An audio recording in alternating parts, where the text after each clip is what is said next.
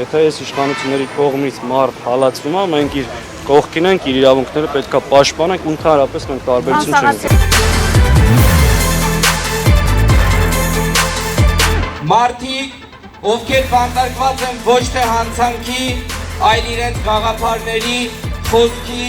համոզմունքների եւ դավանանքի համար։ Գլխավոր դատախազությունը եւ դատախազությունը այն միակ ու բարձրագույն մարմինն է, ով պետության անունից քրեական հետապնդման բացառիկ հիազորությունով է օժտված։ Էլ կանգնեք ձեր երդմանը, կատարեք ձեր սահմանադրական պարտականությունը։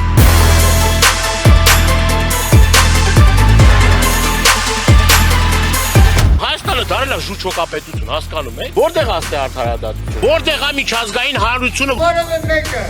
կոտրվողը չէ, որևէ մեկը հաղթողը չէ։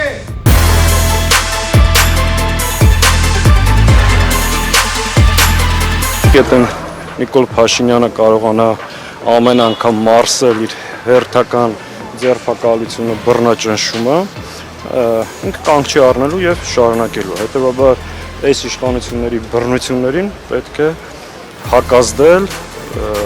ժողովրդի կամքով։